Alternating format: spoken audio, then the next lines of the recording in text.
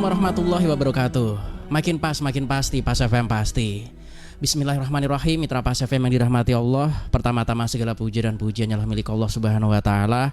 Dan bersyukur karena dalam kesempatan pagi ini kita masih diberikan nikmat hidayah, masih diberikan kesehatan sehingga kita bisa bersua dalam satu program spesial Ahbarul Hajj Mitra Pas. Tak lupa juga sholawat ma'asalam kepada junjungan kita Nabi Allah Muhammad Sallallahu Alaihi Wasallam yang kita nantikan syafaatnya di hari kiamat nanti. Baik Mitra Pas FM yang dirahmati Allah, senang rasanya pagi kali ini saya Arif Vanili bisa hadir kembali untuk Anda dalam satu program yang kita tunggu bersama, karena program ini mengedukasi, memberikan informasi langsung dari A1 lah pokoknya ya Mitra Pas, dari pihak yang berkompeten seputar tentang penyelenggaraan ibadah haji. Anda nanti bisa berdiskusi bersama kami melalui SMS ataupun juga WhatsApp. Banyak saluran bisa Anda manfaatkan. Melalui WhatsApp boleh lewat 08522799999101. Untuk line telepon juga bisa Anda manfaatkan lewat 02953855877, dan kami juga live menggunakan audio visual seperti podcast pada layaknya. Anda bisa komentarin di sana di fanpage kami Radio Pas FM Pati, dan linknya bisa Anda kirim ke ikhwan Anda atau ke jamaah Anda sehingga diskusi ini semakin gayeng, semakin rapat dan semakin enak Mitra Pas, semakin lengket kita. Dan topik kali ini cukup menarik tentang ibadah sunnah pasca Armina, karena ini adalah hal yang sangat krusial untuk kita bahas. Dan di samping saya sudah rawuh di studio 1 Radio Pas FM Pati narasumber kita untuk memberikan pencerahan. Beliau adalah Bapak Haji Abdul Hamid selaku Kasih PHU Kemenak Kabupaten Pati. Assalamualaikum warahmatullahi wabarakatuh. Oke, yang kemarin juga capek Pak ya? Lumayan.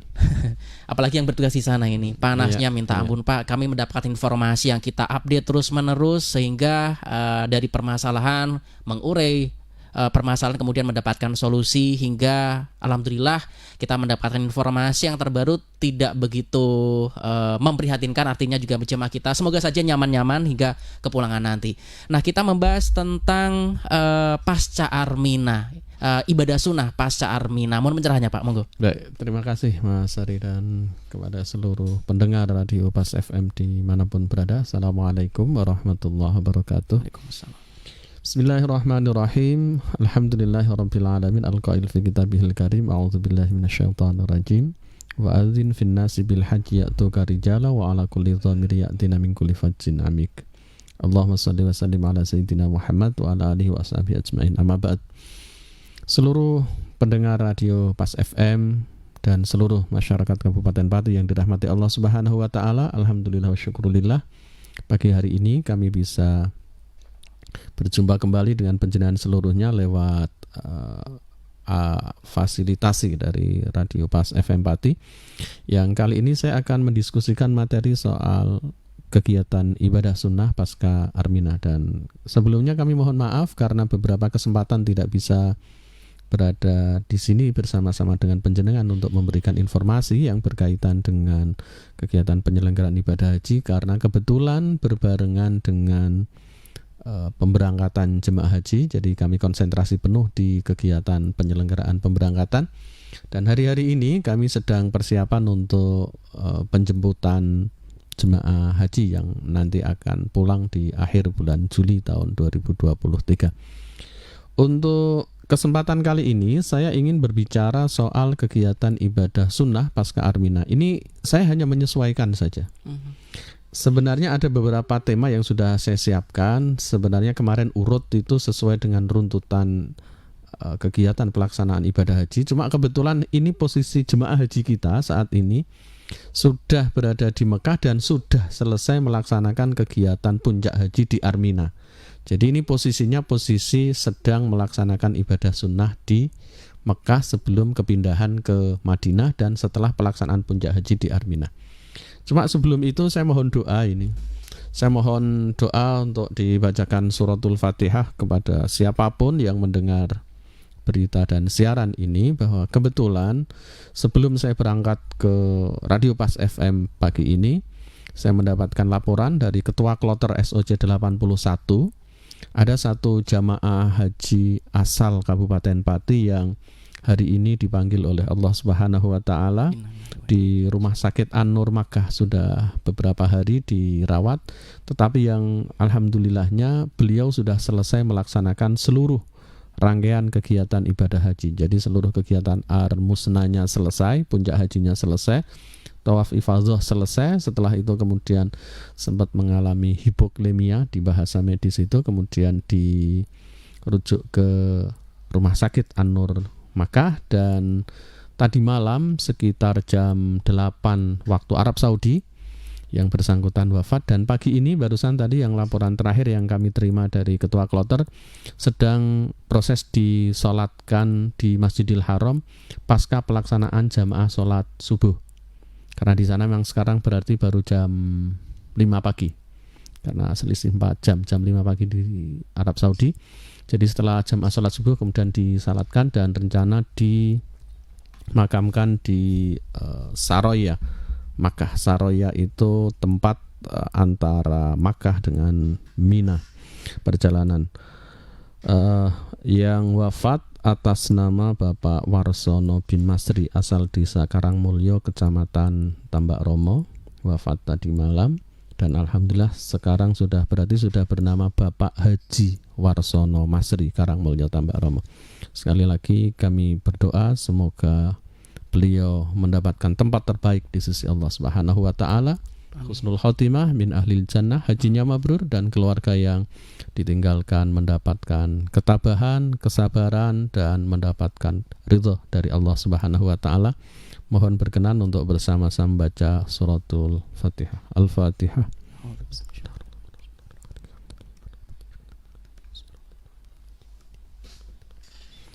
Terima kasih, dan saya akan melanjutkan materi saya soal kegiatan ibadah sunnah pasca Armina. Jadi Bapak Ibu dan seluruh pendengar Radio Pas FM yang dirahmati Allah Subhanahu wa taala, puncak haji kemarin terjadi di tanggal 27 Juni 2023 saat kegiatan wukuf di Arafah. Dan ini sempat ramai kemarin soal tersendatnya sarana transportasi di Muzdalifah sebelum jemaah berangkat ke Mina. Sebelum saya cerita soal ibadah sunnah itu, sedikit saya kilas balik aja kegiatan di Muzdalifah dan Mina yang sempat membuat heboh dan viral, meskipun akhirnya selesai. Dan setiap tahun memang seperti itu, ada saja hal-hal yang tidak diduga yang sebenarnya sudah diantisipasi. Dan saya yakin untuk tahun depan ini diantisipasi, tapi kemungkinan akan muncul persoalan yang lain itu. Dan biasa itu setiap tahun di persoalan haji pasti selalu seperti itu. Karena makin banyak ya, Pak. Iya betul. Jadi diantisipasi satu, yang muncul ternyata persoalannya lain. Kemarin soal catering, soal akomodasi, apa diantisipasi? Ternyata muncul transportasi. Transportasi kemarin sempat waktu di Arafah. Sekarang persoalannya di Mina. Jadi kemarin itu rata-rata biasanya di Muzdalifah itu, mabit di Muzdalifah itu kan setelah keberangkatan dari Arafah itu biasanya pasca sholat maghrib atau pasca sholat isya sudah diatur penjadwalannya untuk segera dievakuasi jemaah dari Arafah menuju ke Muzdalifah untuk melakukan mabit atau menginap di Muzdalifah. Normalnya setelah nisful lail, setelah tengah malam itu jemaah kemudian secara bertahap diberangkatkan ke Mina, dan biasanya sekitar subuh atau jam 6 atau maksimal jam 7 pagi lah. Jam 7 pagi itu jemaah sudah habis di Muzdalifah dan seluruhnya sudah berada di Mina, normal. Tapi yang untuk tahun kemarin itu laporan terakhir dari jamaah kloter SOC 79, ada yang sebagian yang terakhir, itu baru keluar dari Muzdalifah itu jam 14.30 waktu Arab Saudi. Jadi lumayan siang. Lumayan siang, mestinya pagi selesai tapi sampai siang ternyata baru terangkut. Dan itu setelah ditelusur oleh beberapa petugas kita yang ada di sana, itu problemnya karena kredit perjalanan di Mina. Jadi bis-bis itu kan dibuat modelnya shuttle atau taradudi. Jadi satu maktab itu hanya disiapkan 8 bis. Satu maktab itu rata-rata isinya 6-7 kloter. Nah, ketika kemudian bis-bis itu ngangkut jamaah dari Muzdalifah ke Mina. Mina begitu jamaah turun, bisnya kembali lagi ke Muzdalifah, ngangkut jamaah lagi ke Mina, dan seterusnya begitu. Bolak-balik ya, karena shuttle itu ya, taradudi itu. Nah, kemudian ketika berada di Mina itu jamaah sebenarnya sudah kita pesankan petugas-petugas di sana juga sudah menginformasikan. Begitu turun mohon langsung untuk berada di kemah dan jangan tergesa-gesa untuk melaksanakan lempar jumroh akobah. Karena memang kegiatan lanjutan setelah di Mina itu memang jumroh akobah. Problemnya adalah jamaah karena saking semangatnya untuk beribadah, saking semangat pengen nafar awalnya. Iya. Akhirnya segera mau lakukan lempar jumroh akobah. Begitu mau lempar jumroh akobah, jalanan jadinya kredit. Jalan yang mestinya bisa dilewati untuk bis. Nah, itu diambil alih oleh jamaah yang melakukan perjalanan di tempat-tempat yang mestinya alokasi untuk bis. Akhirnya kredit. Nah, ketika kredit itulah akhirnya kemudian bis yang mau balik ke Musdalifah tertahan, tersendat, dan akhirnya pengangkutan dari Musdalifah ke Mina menjadi sedikit tersendat, dan yang normal jam 7 selesai itu sampai jam setengah 3 sore waktu Arab Saudi baru selesai seluruhnya. Sehingga kemarin juga sempat muncul informasi ada jamaah yang di Musdalifah itu kelaparan gitu. Tidak ada minum. Ya karena memang dari awal memang tidak disetting untuk penyiapan konsumsi saat berada di Musdalifah, karena diperhitungkan sarapan paginya sudah berada di Mina gitu. Sudah di tempat yang lain. Iya, sudah di tempat yang lain. Jadi setting rencana awalnya seperti itu, tetapi ternyata ada insiden macet tersendatnya sarana transportasi itu akhirnya kemudian dilakukan di Musdalifah, dan karena sampai siang akhirnya kemudian dilakukan dropping air, kemudian dropping konsumsi bagi mereka yang masih terlambat dan berada di Musdalifah. Sampai kemudian muncul, karena sekarang media memang gampang sekali diinformasikan, ini ada yang nggak kebagian makan, ada dan seterusnya ya. Karena itu posisinya di Musdalifah, dan tadi saya ceritakan dari awal tidak disetting untuk ada konsumsi di Musdalifah, sehingga kemudian itu memang tiba-tiba. Jadi itu pergerakan yang tiba-tiba harus dilakukan, harus ada dropping makanan dalam jumlah sekian ratus, sekian ribu, termasuk minuman. Dan itu tidak hanya terjadi untuk jemaah Kabupaten Pati dan jemaah Indonesia, tapi seluruh Indonesia, seluruh dunia memang terjadi kredit itu. Ya cuma kebetulan memang begini. Tapi yang paling banyak jemaah Indonesia. Ya memang iya gitu. Karena secara secara internasional bahwa jemaah yang paling banyak itu memang jemaah Indonesia. Yang jadi, mendapatkan jatah terbanyak di Indonesia secara kuota terbanyak seluruh dunia itu memang jamaah Indonesia. Jadi ketika kemudian jamaah yang paling banyak mengalami ketersendatan dan tertinggal di Musdalifah itu jamaah Indonesia. Ya benar. Wah memang jamaahnya paling banyak. Tidak hanya di Musdalifah, di tempat manapun jamaah paling banyak memang jamaah haji Indonesia. Itu sekedar informasi awal untuk klarifikasi kepada keluarga jamaah supaya kemudian tidak punya bayangan kesan saat di Musdalifah itu suasananya seperti apa gitu. Jadi seluruhnya sudah selesai ya. Ada beberapa yang karena sengatan panas yang luar biasa, tinggi suhunya, ada yang sempat pingsan, tetapi sudah bisa ditangani oleh teman-teman medis dan alhamdulillah selesai seluruhnya. Nah, kemudian setelah selesai dari Mina, nafar awal selesai. Kebetulan laporan terakhir tidak ada yang nafar sani kemarin, meskipun bisa kekejar semua Pak ya. Iya, karena sampai sekarang posisinya masih di Mekah dan jadwal keberangkatan ke Madinahnya masih di tanggal 20 Juli. Masih lumayan lama. Nah, sekarang mulai 27 Juni itu berada di Arafah, 28, 29, 30 itu berada di Mina. Kemudian yang ada yang kemudian tanggal 30 itu karena nafar awal, Ding. Nafar awal itu seluruhnya sudah kembali ke Makkah. Dan seluruhnya kemudian melaksanakan tawaf ifadah. Begitu tawaf ifadah selesai, itu artinya seluruh rangkaian kegiatan ibadah hajinya sudah selesai. Jadi sudah sekarang tinggal acara ibadah sunnah ini yang mau saya informasikan, mau saya ceritakan. Jadi karena kegiatannya sudah selesai, maka kemudian tinggal jemaah melaksanakan kegiatan ibadah sunnah selama berada di Makkah. Jadi Bapak Ibu dan seluruh pendengar radio Pas FM yang dirahmati Allah Subhanahu wa taala, sebenarnya kegiatan haji itu cukup selesai dalam waktu 5 hari. Tanggal 8 berangkat dari Mekah, tanggal 9 wukuf di Arafah, malam 10 Dzulhijjah ini saya hitungannya, malam 10 itu mabit di Musdalifah, 10 pagi, 11, 12 itu ngambil nafar awal berada di Mina, pulang kembali ke Mekah, tawaf ifadah selesai sudah. Seluruh rangkaian ibadah hajinya selesai, dan karena sudah selesai tinggal melaksanakan kegiatan ibadah sunnah. Dan sudah resmi sekarang menyandang gelar hajah atau haji, meskipun gelar itu tidak terlalu penting karena saya sudah pernah diceritakan di beberapa pertemuan yang lampau, itu hanya kearifan lokal saja dan tidak menjadi bagian dari hal-hal yang sifatnya syar'i. Begitu sementara informasinya. Nanti di segmen berikutnya saya cerita secara lebih detail soal kegiatan ibadah sunnah pasca Arminanya. Baik, Mitra Pas, Anda bisa berdiskusi bersama kami. Anda bisa masuk ya. Telepon boleh di 0295385877. Atau kalau misalkan Anda sedang nyambi dengan melakukan aktivitas yang lain, suara Anda atau voice note Anda juga bisa Anda kirim di 08527799991010 melalui WhatsApp tentunya ya, atau teks. Saluran-saluran mana yang bisa Anda manfaatkan, yang Anda sukai, silakan bisa dipilih, dan kami akan segera kembali setelah pariwara berikut ini. Kami akan kembali. Anda masih bersama 101 FM Radio Paspati. Radio Paspati. Mitra Pas FM masih kita ikuti bersama Ahbarul Hajj, program informasi seputar haji bersama Bagian Penyelenggara Haji dan Umroh PHU Kantor Kementerian Agama Kemenak Kabupaten Pati. Selamat mengikuti.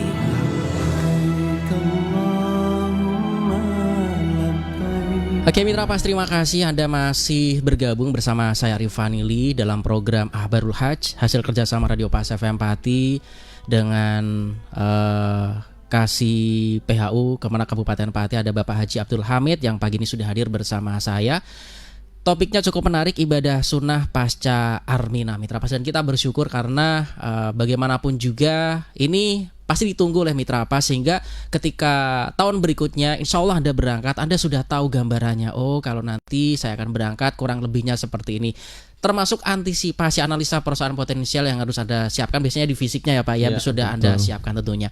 Tadi sudah berbincangkan tentang, alhamdulillah sudah selesai semua rangkaian ibadah haji Bapak ya. Dan sekarang tinggal ibadah bonusnya, karena kebetulan masih di sana ngejar yang sunah-sunah di sana. Mohon pencerahannya kembali Pak, monggo. Baik, terima kasih Mas Ari dan seluruh pendengar Pas FM yang dirahmati Allah Subhanahu wa taala.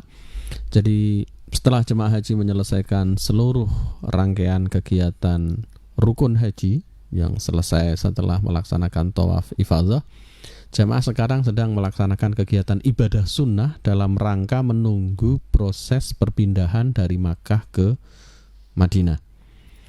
Karena ibadah haji itu ada dua jenis, jadi ada ibadah hajinya, tetapi yang kedua ada unsur travelingnya.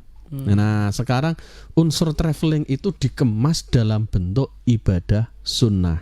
Unsur travelingnya bisa dilakukan umroh sunnah, bisa dilakukan ziarah ke tempat bersejarah di sekitar Makkah, bisa kemudian dilakukan jemaah rutin di Masjidil Haram, menghatamkan Al-Quran, atau proses pembayaran dam dan lain-lain. Saya akan jelaskan satu persatu dari hal yang saya sebut itu.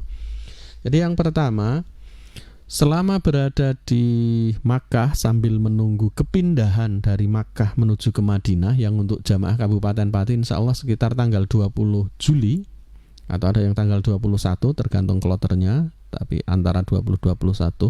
Kalau sekarang tanggal 13 masih ada waktu 1 minggu jamaah haji, atau bahkan kalau kemarin setelah dari Armina itu ada waktu sekitar 2 mingguan selama berada di Makkah, bisa dilakukan umroh sunnah. Nah, mumpung berada di sana, ini juga menjadi catatan bagi penjenengan semua yang kemungkinan tahun depan akan mendapatkan kuota untuk berangkat di tahun ini. Memanfaatkan sisa waktu sebelum berangkat ke Madinah bisa dilaksanakan dengan banyak melakukan umroh sunnah. Ketimbang nanti sudah terlanjur pulang, kemudian harus berangkat umroh lagi, biayanya menjadi lebih banyak lagi. Nah, sekarang kan mumpung kesempatan berada di sana. Umroh sunnahnya itu yang paling populer itu berangkat dari mengambil miqat dari Tan'im.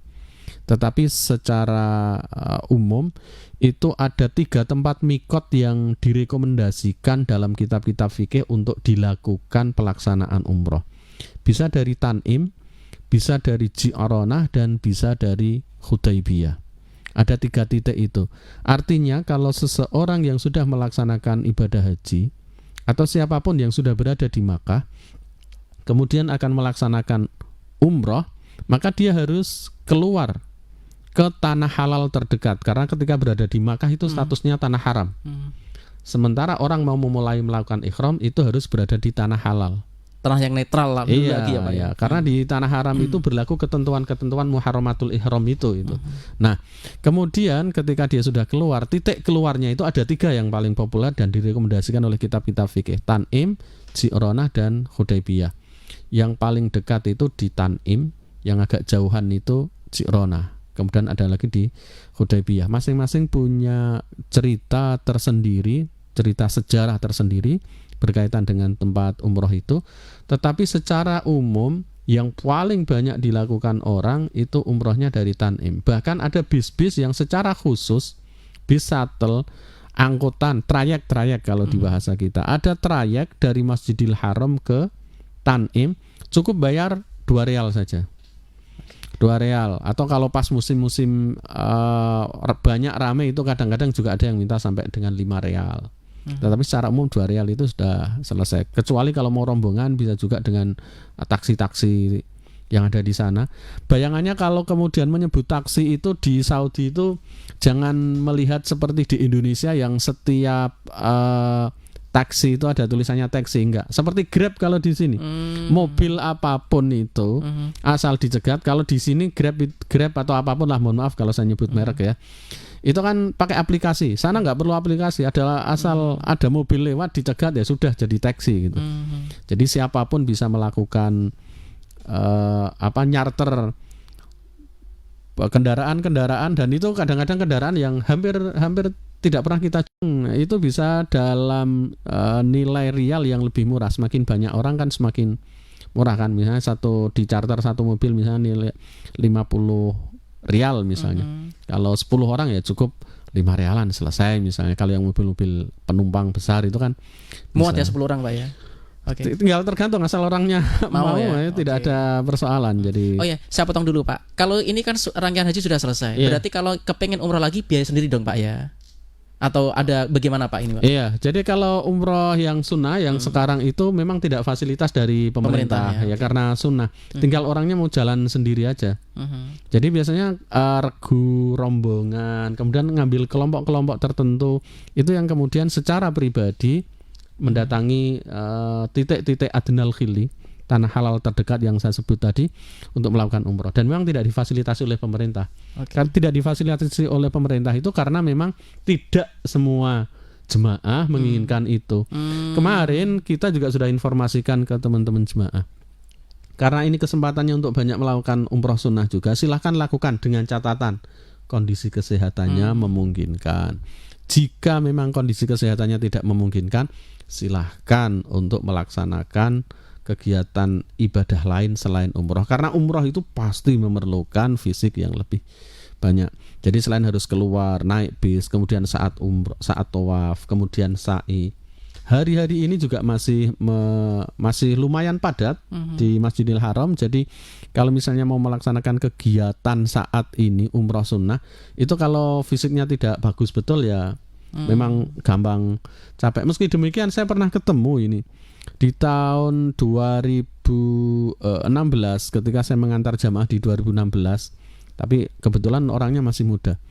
Itu bisa dalam satu hari itu bisa menyelesaikan 4 kali umroh, luar biasa itu. Jadi mulai dari fajar dia berangkat habis subuh, dia berangkat ke Tan'im, umroh, kemudian tawaf, sa'i, potong rambut, tahalul selesai, balik lagi ke Tan'im, ke tanah netral lagi Pak ya, tanah halal lagi ya. Niat lagi, kemudian balik lagi ke sana sampai 4 kali, luar biasa itu. Tapi kalau fisiknya memang bisa ya silahkan saja. Dan uangnya juga ada Pak ya untuk sangunya itu bolak-balik. Kalau bolak-balik itu tidak terlalu mempergunakan banyak uang, karena paling banter hanya 5-10 rial selesai. Jadi tidak mahal ya, terjangkau. Jadi ngebisnya itu karena pakai bis trayek itu murah sekali. Jadi mumpung di sana 10 rial itu kalau di uang kita itu paling kan hanya sekitar 40 ribuan. 40 sekali berangkat iya, sekali umroh 40 ribuan. Jadi mau berapa kali saya rasa tidak akan menjadi persoalan serius itu angkanya, karena murah sekali. Dari hotel kemudian ke ke masjid Tan'im, ke masjid Ji'ronah atau ke masjid Hudaybiyah untuk melakukan niat umroh, kemudian balik ke Mekah untuk melaksanakan tawaf, sa'i dan seterusnya, potong rambut, selesai balik lagi kalau memang misalnya kuat. Tapi kalau tidak kuat jangan dipaksakan. Saya hanya mengingatkan saja bahwa untuk tahun kemarin itu, ini catatan teman-teman medis kami, ada beberapa jamaah yang saking semangatnya, saya maklum itu karena kesempatan di sana kapan lagi bisa umroh berulang-ulang kalau tidak sekarang itu. Kalau berangkat umroh sendiri juga Kalau 30-an ke atas, iya Pak, ya, betul 30 juta. Itu cukup 40.000 selesai gitu. Mumpung di sana. Iya, sekitar 10 realan kan, 40 ribuan selesai umrohnya. Bolak-balik, cuma kemudian kadang tidak memperhitungkan kondisi fisiknya. Jadi ada beberapa kasus kemarin, kebetulan jemaah Kabupaten Pati alhamdulillah selamat semua, tidak ada.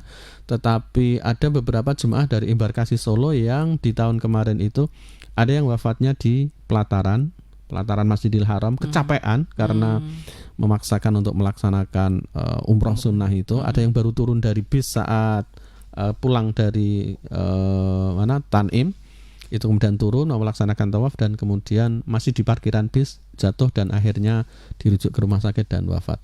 Maka ini kami sarankan kepada jemaah melalui ketua kloternya kemarin, kalau memang kondisinya tidak sehat, mohon tidak dipaksakan untuk melaksanakan umroh sunnah, bahwa ini kesempatan emas karena tidak setiap saat bisa ke sana, dan ketika sudah kembali ke Indonesia memang agak sulit karena butuh biaya banyak, tapi toh tetap jangan dipaksakan untuk melaksanakan kegiatan umroh itu. Itu yang umroh sunnah. Jadi ada 3 titik ya, ada di Tanim, bisa di Ji'ronah, dan bisa di Hudaybiyah. Itu 3-tiganya itu direkomendasikan oleh kitab fikih untuk dilakukan umroh, niat umroh dari sana. Dan niat umroh ini bisa dilakukan untuk mengumrohkan siapapun, keluarga ya yang kebetulan memang sudah tidak memungkinkan untuk melaksanakan umroh, keluarganya yang sudah wafat atau sakit yang sudah tidak dimungkinkan untuk diharapkan kesembuhannya. Dalam bahasa fikih itu istilahnya la yurja buru'uhu. Jadi maridun la yurja buru'uhu, sakit yang sudah tidak bisa diharapkan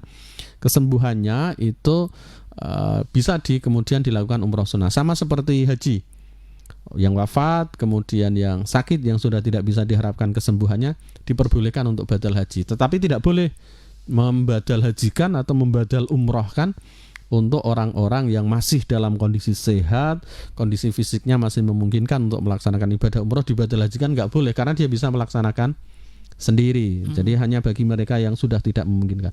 Itu umroh sunnah. Kemudian yang kedua ada lagi jamaah rutin. Jamaah rutin yang dilaksanakan di Masjidil Haram.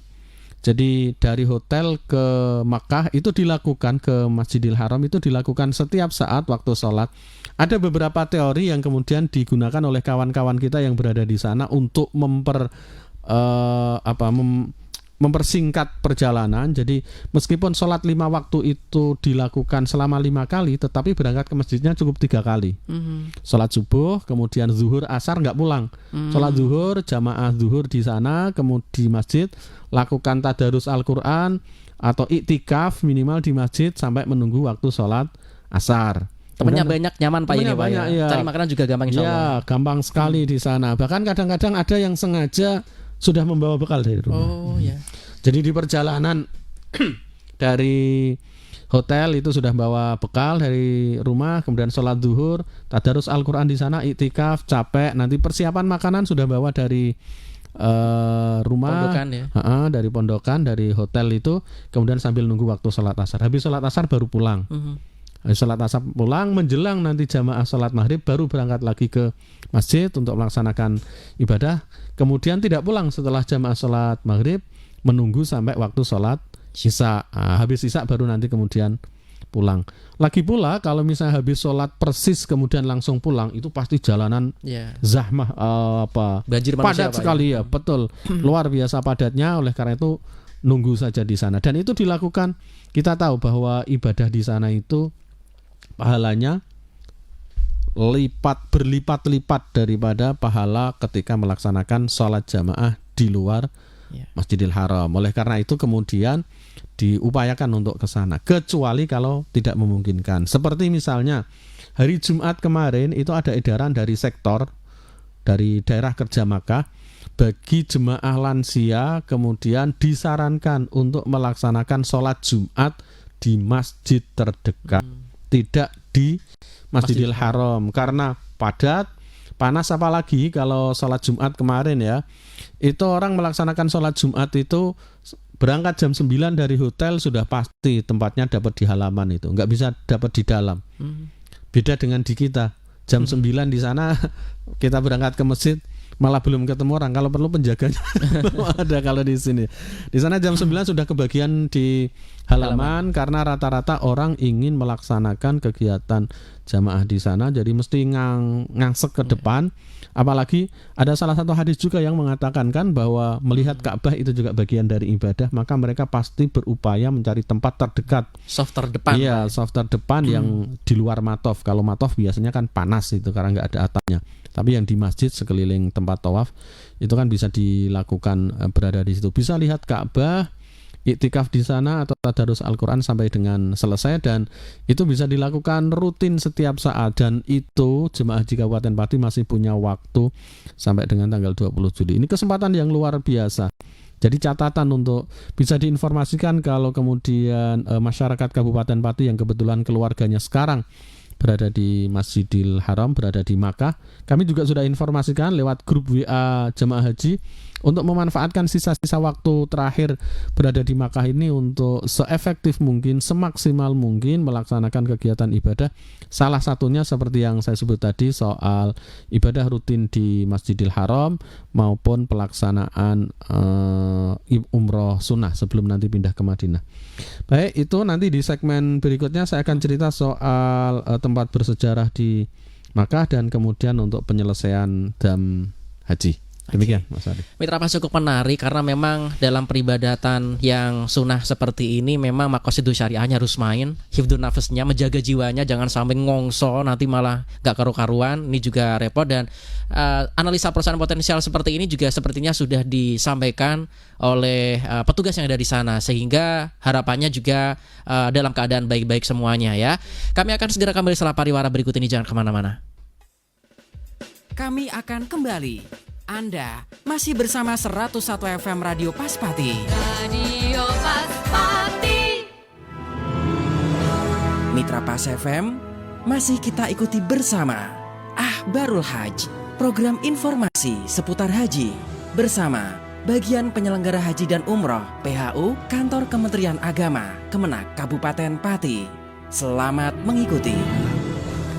Oke Mitra Pas, Anda masih tetap bergabung di 101 FM Radio Paspati, saluran informasi warga Pati bersama saya Arif Vanili.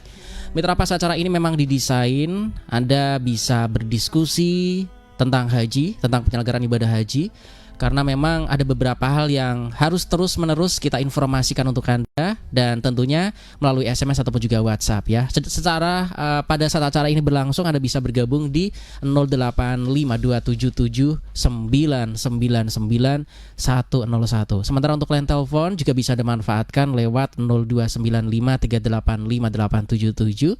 Dan hasil kerjasama Radio Pas FM Pati bersama Kemenak Kabupaten Pati, dan bersama saya pagi ini sudah hadir Bapak Haji Abdul Hamid selaku Kasih Penyelenggaraan Ibadah Haji dan Umroh Kemenak Kabupaten Pati. Topiknya ibadah sunnah pasca Armina. Ini memang pas suasananya ketika proses peribadatan ibadah haji sudah rampung, dan ada beberapa hal yang tadi harus kita pahami bersama, karena memang jangan sampai ngoyo, nanti akan efeknya kurang bagus juga, karena ini kan butuh fisik ya Mitra Pas, meskipun juga hanya umroh saja. Mohon dilanjutkan kembali Pak. Baik, Pak. terima kasih Mas Ari dan seluruh pendengar Radio Pas FM yang dirahmati Allah Subhanahu wa taala. Ya, selain yang sudah saya jelaskan di segmen sebelumnya tadi perihal umroh sunnah dan jamaah rutin di Masjidil Haram, ada satu kegiatan ibadah lagi, dan ini yang paling diminati di antara sekian ibadah sunnah yang dari kalau mengikuti keinginan, maksud saya. Sholat sunnah itu juga diinginkan juga, umrah sunnah juga ya. Tapi ada lagi yang kemudian sangat menyenangkan, karena itu selain seluruhnya lah menyenangkan memang. Ini yaitu kegiatan ziarah ke tempat-tempat bersejarah di Makkah. Dan itu tadi yang di awal saya sebut, haji itu rangkaiannya selain ibadah juga ada travelingnya, ada healingnya. Nah, ini kalau acara jalan-jalan itu mesti rata-rata pada seneng itu. Dan itu sudah jalan-jalan dihukumi sunnah lagi gitu. Karena kita bisa mengambil iktibar dari peristiwa-peristiwa yang terjadi dalam proses perkembangan agama Islam. Dan karena bagian dari proses perkembangan agama Islam kita bisa mengambil iktibar, maka itu kita bisa mendapatkan pahala dari kegiatan jalan-jalan seperti itu. Dan banyak yang kaget juga Pak. Karena kalau di kita ini kan istilah gunung kan kayak gunung tinggi ya Pak ya. Gunung Merapi tinggi. Kok gunung kok kayak bukit-bukit, kayak bukit Kendeng, kayak gitu disebut gunung. Ini namanya bukit, ada yang seperti itu Pak. Akhirnya ketika jalan-jalan baru tahu, oh pantas kok bisa dilewati untuk perang, bisa lari atau strategi segala macam. Jadi paham kita Pak ya. Jadi istilahnya di sana kalau kita memang kayak istilah Mas. Jadi ada bukit, ada gunung. Kita lebih sering menggunakan istilah itu, mau bukit, mau gunung. Kita menyebutnya juga jabal di bahasa Arab. Pokoknya jabal gitu. Karena disebut kemudian jabal. Jadi meskipun kecil, pendek, bukit atau bahkan tidak sampai seperti bukit, gundukan tanah kecil, mereka menyebutnya juga jabal gitu. Gunung, seperti yang di depan Gunung Uhud itu, mereka menyebutnya jabal rumah, tempat untuk pelaksanaan pelepasan anak panah itu yang dulu waktu Rasulullah perang Uhud di sana. Perangnya, Pak, ya? Nah, betul, itu juga kecil saja sebenarnya. Orang tidak harus para pendaki gunung. Orang-orang yang tidak kenal pendakian gunung sama sekali mau ke sana juga tidak ada persoalan. Baik. Saya ada beberapa tempat bersejarah di Makkah yang direkomendasikan untuk dikunjungi oleh jemaah haji. Lagi-lagi catatannya selama fisiknya memungkinkan. Kalau yang fisiknya tidak memungkinkan, tidak harus dipaksakan, tidak perlu. Jadi ada ibadah lain juga yang bisa dilakukan, baik di hotel, di masjid dan lain-lain. Pertama misalnya bisa kita yang berada di area Masjidil Haram saja yang dekat-dekat. Di sana ada Ka'bah, itu tentu tempat bersejarah itu karena menjadi jujukan umat Islam di seluruh dunia untuk ke sana dan merupakan tempat, merupakan arah penyatuan dari seluruh umat Islam ketika akan melaksanakan ibadah sholat. Seluruhnya ada di sana dan itu memang tempat bersejarah. Di sekitar Ka'bah saja kita menemukan ada banyak tempat bersejarah. Ada makam Ibrahim, ada Hijr Ismail, ada kemudian Bi'ru Zamzam, sumur Zamzam di sana. Meskipun sekarang sumur Zamzam itu sudah tidak bisa ditemukan lagi bentuk fisiknya karena sudah ditutup. Jadi saya terakhir tahun 2004 itu masih memungkinkan, tapi setelah itu kemudian tidak ada. Jadi sudah ditutup total karena itu menghalang-halangi tempat orang untuk melaksanakan tawaf. Jadi ditutup tempatnya, sumber airnya kemudian dialirkan ke tempat lain. Masih ada di bawah, ada di lantai bawah Masjidil Haram itu. Kalau memang misalnya mau bisa ditelusuri jejaknya, ada di sana. Dan itu juga luar biasa. Setiap orang, setiap hari, setiap waktu, jutaan orang mengambil air itu dan tidak akan pernah ada keringnya. Meskipun pemerintah Saudi sendiri sampai hari ini juga ketar-ketir sebenarnya. Jangan-jangan nanti habis airnya gitu. Sampai ada beberapa upaya misalnya soal penataan drainase, kemudian pengambilan air dari hotel-hotel di sekitar itu yang diatur sedemikian rupa supaya supaya tidak mempengaruhi debit air Zam-Zam. Tapi apapun itu, kenyataannya kita juga tahu sampai sekarang tidak pernah ada habisnya air Zam-Zam itu dikuras. Padahal bentuknya juga kecil, sumbernya juga kecil. Bahkan kalau kita mau merunut sejarah, itu hanya berasal dari jejakan, pijakan kaki kecilnya Nabi Ismail alaihissalam yang kemudian bisa menjadi yang sedemikian rupa. Maka itu menjadi tempat bersejarah, layak untuk dikunjungi, menjadi bagian iktibar kita untuk merenungi sejarah perkembangan agama kita. Jadi di sana ada itu tadi. Soal termasuk misalnya perkembangan, bisa kita baca di beberapa buku sejarah yang ada di sana, misalnya perkembangan Ka'bah, pemberian kiswah pada Ka'bah. Bapak-bapak dan ibu jemaah haji yang saat ini berada di Mekah bisa menyaksikan sekarang kiswahnya sudah baru lagi. Karena setiap tanggal 9 Dzulhijjah setahun sekali kiswah Ka'bah itu pasti diganti. Ketika jemaah haji berangkat di Arafah, maka tanggal 9 Dzulhijjah itu digunakan untuk penggantian kiswah Ka'bah. Setiap tahun diganti. Jadi yang sekarang masih berada di sana bisa melihat kiswah yang baru yang untuk tahun depan nanti akan diganti lagi. Begitu terus setiap tahun. Jadi di sekitar itu ada banyak tempat. Kemudian ada lagi di area itu, kalau penjenengan mengitari di sekitar Masjidil Haram itu, ada beberapa tiang yang sengaja, kalau penjenengan coba satu persatu, dan itu memang sengaja agak disembunyikan oleh orang-orang Saudi, sengaja disembunyikan supaya tidak banyak diketahui orang. Tapi biasanya di situ ada askarnya, ada polisinya di sana. Itu tempat di mana Rasulullah dulu bersama dengan malaikat Jibril memulai start perjalanan Isra Mi'raj. Itu ada di daerah arah Mas'a, daerah sekitar Mas'a. Jenengan telusuri aja, di sana ada tiang di sana, dan baunya pasti lebih wangi daripada tiang-tiang yang lain. Saya tidak tahu, itu kemungkinan memang sengaja diberi minyak atau apa oleh orang-orang pengurus masjid di Masjidil Haram ya. Dan itu ada penjaganya. Begitu ada orang yang mau dekat agak gimana gitu. Terutama kalau kita ketemu orang-orang Syi'i, orang-orang dari Iran, itu kan agak berlebihan sekali melakukan tindakan-tindakan seperti itu, sampai dicium atau apalah, sampai kadang-kadang khawatirnya ini, tapi juga khawatir berlebihan itu. Orang-orang pemerintah sana khawatirnya nanti malah nggak nyembah Ka'bah, malah nyembah tiangnya gitu. Padahal saya rasa juga enggak lah, itu underestimate aja.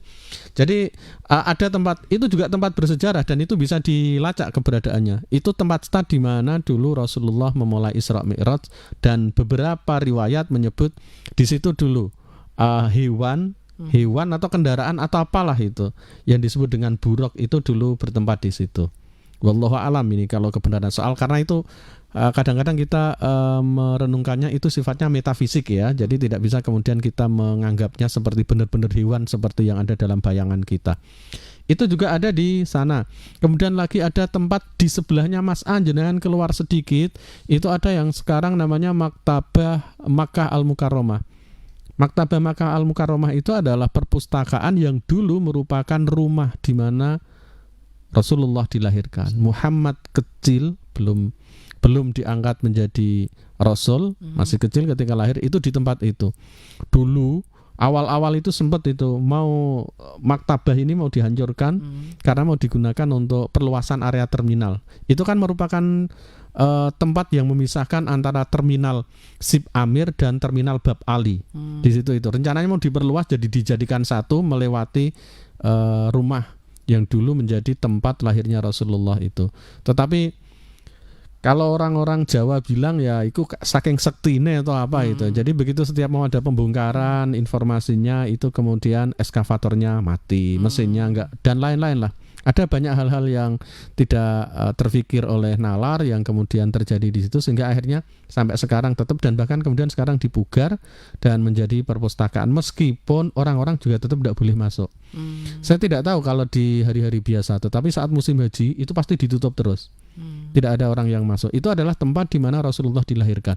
Itu bagian dari upaya kita sekali lagi menggali sejarah, merenungi sejarah perkembangan Islam. Kita bisa lihat di sana ada rumah di mana Rasulullah dilahirkan. Kemudian masih di area itu, kalau Bapak Ibu jamaah haji yang berada di sana, kemudian di sekitar Mas'ah, agak keluar sedikit dekat toilet di Mas'ah, itu ada tempat di mana itu awal rumahnya Sayyidah Khadijah. Ada di daerah situ.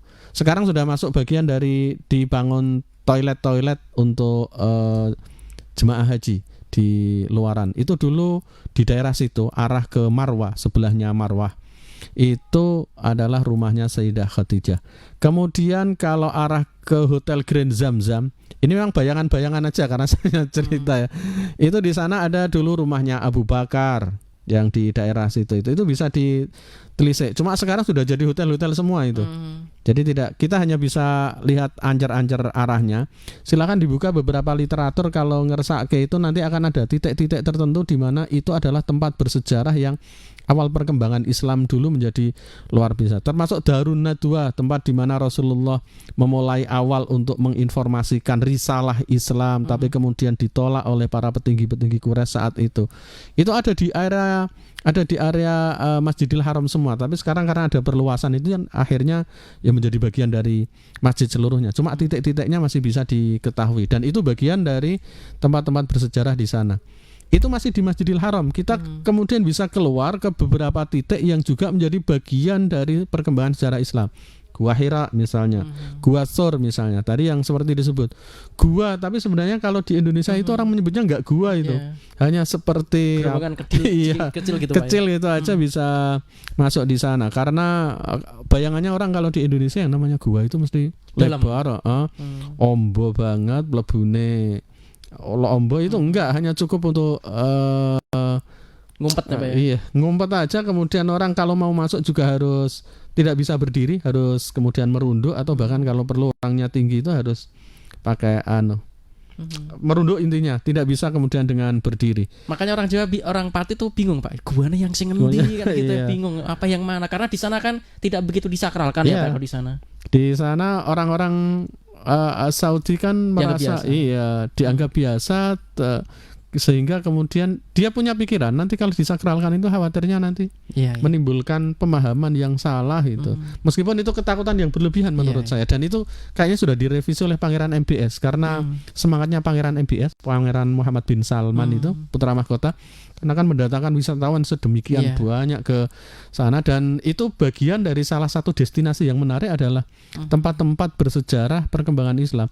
Kalau Bapak Ibu jemaah haji atau keluarga jemaah haji yang saat ini masih berada di rumah dan kebetulan tahun depan akan mendapatkan kuota untuk berangkat, bisa dicatat hal-hal seperti itu. Misalnya tempat di Gua Hira misalnya, tempat ketika Rasulullah menerima wahyu pertama, itu juga kecil sekali, orang mau masuk kesulitan. Gua Sur, Jabal Sur itu yang ketika di mana Rasulullah bersembunyi di sana, itu juga kecil. Orang harus merunduk untuk memasukinya gitu. Sehingga pada saat bersembunyi juga tidak menimbulkan kecurigaan orang-orang Quraisy yang mengejar Rasulullah bersama Kala itu Pak Abu ya. Bakar ya. Padahal kalau dihitung seperti di Jabal Sur itu ya, di Jabal Sur itu kita ke sana itu hitungannya Jabal Sur itu berada di sebelah selatan kota Makkah. Padahal Rasulullah mau ke Madinah, Madinah itu ada di sebelah utaranya Makkah. Itu sebenarnya bagian dari upaya politis perjalanan Rasulullah supaya tidak gampang terlacak kalau langsung ke Madinah, karena sejak awal sudah diketahui Rasulullah mau ke Madinah. Jadi begitu mau ke Madinah, orang kan mesti mencari jalur yang berangkat ke Madinah. Tapi ternyata Rasulullah perjalanannya malah ke selatan di Jabal Sur itu. Ada banyak hal yang masih menjadi bagian dari tradisi itu. Salah satunya begini, yang terkait dengan di Jabal Sur itu misalnya. Ketika Rasulullah bersembunyi di sana itu kan begitu masuk, itu ternyata di sana begitu Rasulullah masuk kemudian ada laba-laba membuat rumah di dalamnya buat sarang. Sehingga orang menduga ini nggak mungkin ada orang masuk ke sini. Kalau masuk mestinya rumahnya rusak. Ternyata enggak, padahal buatnya memang baru.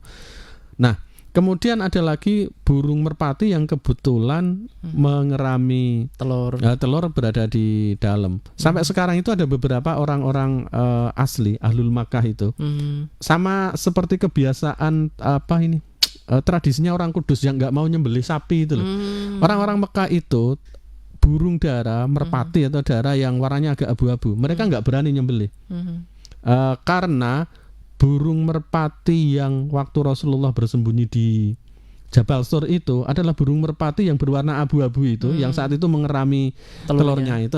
Sehingga kemudian ada pikiran begini, sama sepertilah Malati, ya. Malati ya. Jadi nggak berani, jangan-jangan itu adalah turunannya burung merpati yang dulu pernah digunakan oleh Rasulullah wasilah untuk berlindung ketika berada di Gua Sur. Sehingga banyak sekali burung merpati yang ada di sana sampai diberi makan dan seterusnya. Nah, itu yang berwarna agak abu-abu itu dulu saat itu dijadikan salah satu wasilah Rasulullah bisa berlindung dan menjadi alat selamat dari orang-orang Quraisy Makkah yang mengejarnya, sama seperti orang Kudus itu. Bapak Ibu dan pendengar yang dirahmati Allah Subhanahu wa taala, waktunya tidak memungkinkan, tetapi saya ingin menginformasikan sedikit yang terakhir ini. Tidak terkait dengan ibadah haji ibadah sunnah di Makkah pasca Armina, tetapi daripada nanti keluarga menanyakan, saya informasikan meskipun ini kami masih proses untuk penerbitan undangan dan pendistribusiannya ke jemaah haji. Untuk jadwal penjemputan jemaah haji Kabupaten Pati itu akan pulang nanti di tanggal 29, 30, 31 dan yang terakhir di 3 Agustus. Untuk kloter 78 itu 29 Juli, kemudian kloter 79, 80, 81 itu ada di 30 Juli. Kemudian kloter 82 ada di 31 Juli. Dan yang terakhir ini kuota tambahan. Ini yang kemarin sempat tidak diperhitungkan karena akhir-akhir dapat kuota tambahan ada 48 jamaah kita di kloter 94. Itu akan pulang di Kamis 3 Agustus 2023. Bapak Ibu, keluarga jemaah haji, sebentar lagi surat undangan akan kami distribusikan melalui kantor urusan agama masing-masing kecamatan. Jadi panjenengan bisa segera menyiapkan untuk kegiatan penjemputan anggota keluarganya. Dan kami ingatkan, cukup dilakukan penjemputan sampai di halaman Kabupaten Pati saja, tidak perlu sampai menjemput di sana, biar keluarganya juga bisa istirahat. Ke Solo maksudnya, Pak, ya? Tidak perlu sampai ke Solo maksud saya, tidak perlu sampai di Bar. Kasih toh nanti di sana juga yang bawa jemaah juga bis-bis yang disiapkan oleh pemerintah Kabupaten Pati tidak bersama dengan panjenengan. Silahkan ditunggu surat undangannya. Insya Allah minggu depan sudah berada di masing-masing kantor urusan agama, bisa koordinasi dengan KUA setempat untuk mendapatkan undangannya, dan sesegera mungkin nanti ada perubahan jadwal penjemputan akan kami informasikan. Bisa juga melalui pas FM Pati atau dari melalui medsos yang ada di Kementerian Agama Kabupaten Pati. Demikian, terima kasih, dan sekalian saya tutup saja untuk pertemuan pada pagi hari ini. Semoga ada manfaatnya untuk kita seluruhnya. Amin. Dan mohon doa kepada seluruh jamaah haji, kepada seluruh masyarakat Kabupaten Pati, agar jemaah haji Kabupaten Pati tetap sehat, selamat sampai dengan pulang kembali ke tanah air. Cukup 2 saja, karena sudah ada yang wafat 2. Cukup 2 saja dan tidak usah bertambah lagi. Semoga tidak bertambah lagi yang wafat. Terima kasih dan Assalamualaikum warahmatullahi wabarakatuh. Waalaikumsalam warahmatullahi wabarakatuh. Mitra Pas, nantikan kembali talkshow kami berikutnya, jadi pastikan tetap stay tune di 101 FM Radio Pas Pati, saluran informasi warga Pati. Saya Rifanili beserta kerabat kerja Radio Pas FM Pati pamit. Mohon maaf apabila ada hal yang kurang berkenan, karena kesempurnaan mutlak hanyalah milik Allah Subhanahu wa taala. Kesalahan kekhilafan datangnya dari kami sebagai makhluk yang memang diciptakan serba kurang. Informasi Pas FM pasti. Wassalamualaikum warahmatullahi wabarakatuh.